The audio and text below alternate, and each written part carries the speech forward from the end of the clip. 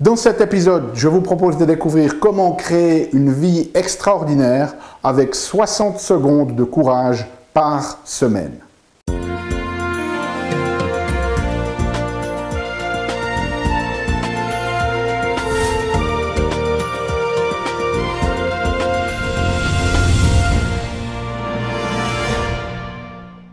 Parce que la vie est trop magique pour être petite et que nous avons tous besoin d'une prescription pour grandir en conscience et faire que nos rêves dévorent notre vie. Bonjour, je suis le Dr Yannick Pauly. Bienvenue à un nouvel épisode d'une grande vie. Je vous propose de découvrir chaque semaine des stratégies pratiques pour grandir en conscience, qu'elles soient d'ordre physique, émotionnel, psychologique ou spirituel, parce que c'est cette conscience qui est au cœur d'une vie pleinement vécue et de notre évolution en tant qu'être humain. Alors cette semaine, ce que j'avais envie de faire, c'est de partager avec vous un exercice que j'appelle 60 secondes de courage par semaine, et la manière dont ces 60 secondes de courage vont vous permettre finalement de créer une vie extraordinaire. Alors cet épisode a été inspiré d'une situation, et je crois qu'on en a tous vécu des situations comme ça. Vous me direz si ce n'est pas le cas pour vous, mais ça m'étonnerait. J'ai eu dernièrement eu l'occasion d'être dans une situation avec d'autres personnes où une de ces personnes, il y a quelque chose qui s'est passé et ça l'a mis dans un état vraiment de mal-être pendant quasiment une dizaine de jours. Et puis finalement, à la fin de ces 10 jours, eh bien, cette personne a pris une décision de faire face à une situation qui demandait du courage. Et finalement, en l'espace de quelques secondes, elle a pris cette décision.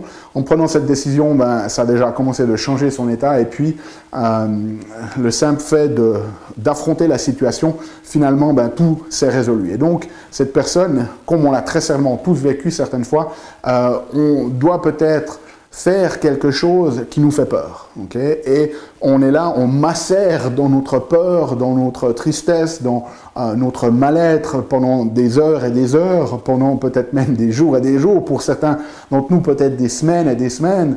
Et tout d'un coup, finalement, on arrive à prendre le courage de faire cette chose, on prend la décision et puis finalement on réalise que tous les scénarios qu'on s'était créés dans notre tête, ils se sont pas réalisés et puis que finalement c'était pas si terrible que ça.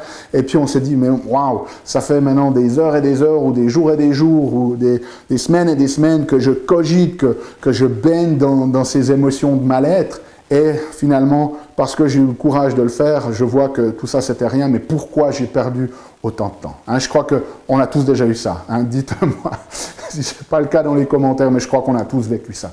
Donc cet exercice, en fait, ce qu'il va nous faire faire, c'est qu'il va nous faire prendre conscience que finalement, très souvent, on est face à des choses que l'on sait qu'on doit faire, des choix qu'on doit faire, des choses que l'on doit dire, des conversations que l'on doit avoir, et par peur des conséquences, par peur de ce que vont penser les autres, par cette espèce de mental qui crée des scénarios des fois hallucinants, eh bien on ne le fait pas.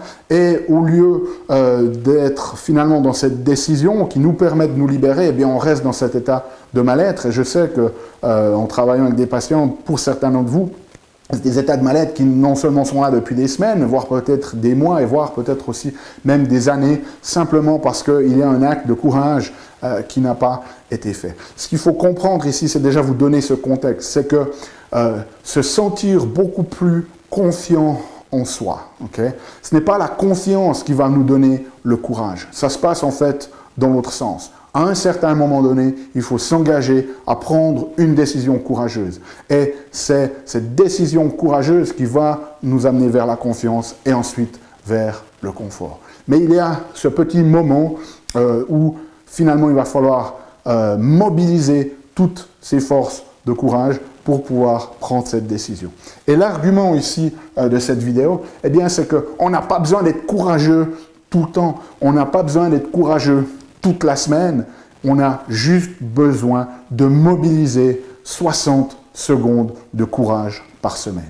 Et l'exercice que je vous propose de faire ici, c'est de finalement vous libérer de toutes ces petites choses qui pourrissent notre vie parce que l'on n'a pas pris cette décision courageuse. Alors voilà ce que l'on va faire. Dans la première partie de l'exercice, je vais vous inviter à faire une liste de toutes les choses que vous savez que vous devriez faire et que vous n'avez pas encore faites parce que pour une raison ou pour une autre, vous avez peur de les faire. Peut-être que c'est prendre le téléphone et appeler cette personne qui vous avait laissé son numéro dans un bar ou dans un speed dating parce que vous avez peur du rejet. Peut-être que c'est cette peur que vous avez fini d'écrire votre livre et vous aimeriez le publier chez un éditeur en particulier et vous avez trop peur de ce qu'ils vont en penser, donc vous n'envoyez pas le manuscrit ou vous ne les appelez pas. Peut-être que c'est une conversation que vous devez avoir avec quelqu'un parce que vous ressentez qu'elle vous a manqué de respect et que vous devez maintenant vous affirmer, mais par peur de la manière dont elle va réagir, vous ne le faites pas.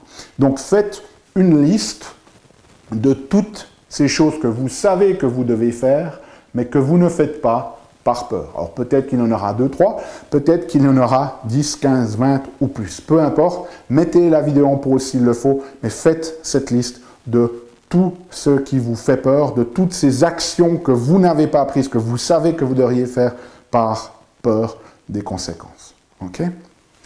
Voilà, donc imaginons que vous avez fait votre liste maintenant. La deuxième chose que l'on va faire, c'est prendre conscience d'à quel point cela vous affecte. Okay? Donc vous allez prendre maintenant chacun des éléments, vous allez prendre le premier ici, et puis vous allez juste prendre un moment, prendre conscience des conséquences. Quelles conséquences j'ai ici pour moi? Peut-être que parce que je n'ai pas cette conversation avec cette personne, je suis angoissé. Et puis, mon sommeil est perturbé. Et puis, comme je suis angoissé, je mange plus de sucre et donc j'ai tendance à prendre un peu de poids. Et ainsi de suite. Okay? Et pour chacun de ces éléments, vous allez prendre conscience de toutes les conséquences. Et j'espère, l'idée de cet exercice, c'est de vous dire, waouh, je croyais que c'était peut-être juste cette conversation, mais en fait, je suis en train de me rendre compte que le fait de ne pas avoir cette concentration, simplement parce que je n'ai pas pris 60 secondes de courage pour prendre la décision d'appeler cette personne, par exemple, eh bien, voilà tout ce qui se passe. Et quand vous voyez le cumul de toutes les choses que vous n'avez pas faites, et de toutes les conséquences qu'il y a, eh bien, au bout d'un moment, ça va vous donner peut-être de la colère aussi, peut-être de dire, mais maintenant, ça suffit, quoi. Je ne peux pas que ça continue comme ça, donc maintenant, stop. Okay?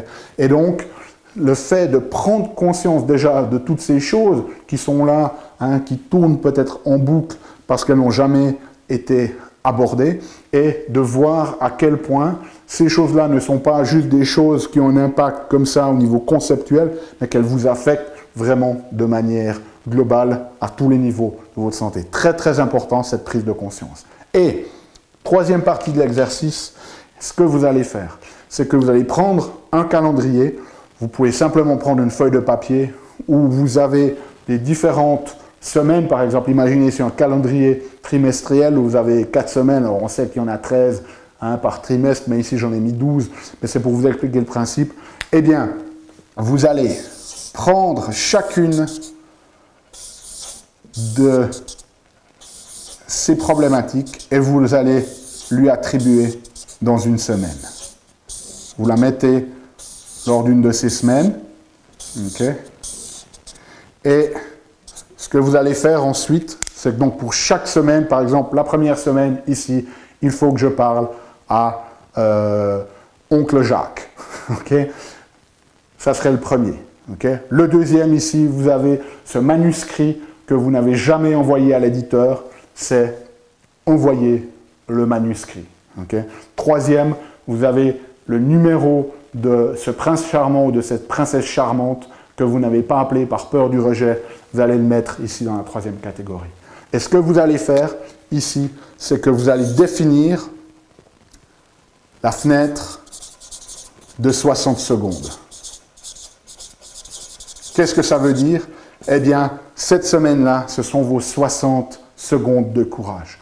Donc, ce que vous allez faire, c'est que vous allez, par exemple, ici, pour appeler Oncle Jacques, peut-être que vous vous êtes renseigné, vous savez qu'il est disponible le vendredi à entre 17h et 17h30.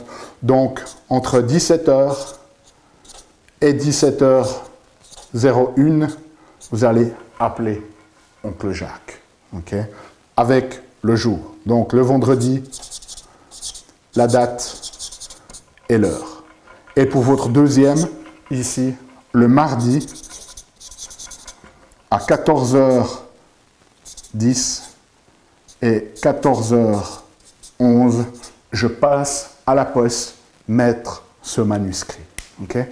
Donc, mettez-le avec les dates, avec l'heure, attribuez cette petite heure. C'est très important, notez-le.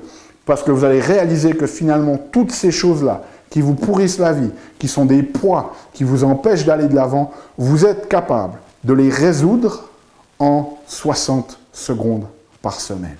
Et le fait de vous engager et de les mettre par écrit et de savoir, et peut-être que vous pouvez demander le soutien d'autres personnes, qu'elles vous accompagnent, qu'elles soient présentes pour vous à ce moment-là, mais vous savez que ce jour-là, vous allez le faire. Donc le simple fait de le mettre par écrit, ça va déjà commencer de créer un sentiment de légèreté.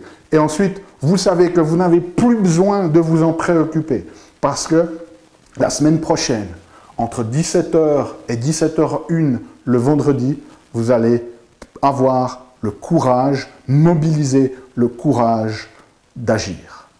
Et vous n'avez plus à vous cogiter, à vous angoisser sur ce qui va advenir de votre manuscrit, parce que la deuxième semaine, le mardi, à telle date, entre 14h10 et 14h11, vous allez le déposer à la poste. Et vous n'avez plus à vous préoccuper de savoir si peut-être ce prince charmant ou cette princesse charmante est la personne de votre vie et la peur que finalement vous êtes rejeté. Vous n'allez plus à vous préoccuper parce que tout ce que vous allez faire, c'est qu'à la troisième semaine, entre 16h06 et 16h07 le mercredi, vous allez passer ce coup de téléphone. Okay? Donc pour résumer, faites la liste de tout ce qui vous fait peur, de toutes ces choses qui vous empêchent d'aller de l'avant et qui vous mangent, qui vous digèrent dans l'intérieur. Prenez conscience de l'impact de chacun de ces éléments sur l'ensemble de votre vie et ensuite faites-vous un calendrier. Une action par semaine, 60 secondes, pas besoin de plus. Vous créez un calendrier et vous attribuez chaque semaine un de ces éléments à une date très précise, à une heure très précise et cette heure, elle ne consiste que de 60 secondes. Et vous allez voir que si vous faites ça régulièrement, vous allez créer une dynamique où vous allez vous sentir de plus en plus à l'aise à prendre ces décisions parce que maintenant vous savez que vous n'avez plus besoin de cogiter et finalement vous détruire de l'intérieur pendant des jours, des heures, des jours, des semaines, voire des mois, parce que tout ce que vous avez besoin de faire, c'est 60 secondes de courage par semaine. Laissez-moi savoir comment ça fonctionne pour vous dans les commentaires. Si vous avez besoin de la transcription, elle est disponible sur unegrandevie.com. Nous, on se retrouve la semaine prochaine pour un nouvel épisode. D'ici là, souvenez-vous, aimez la vie, émerveillez-vous et contribuez chaque jour un petit peu plus.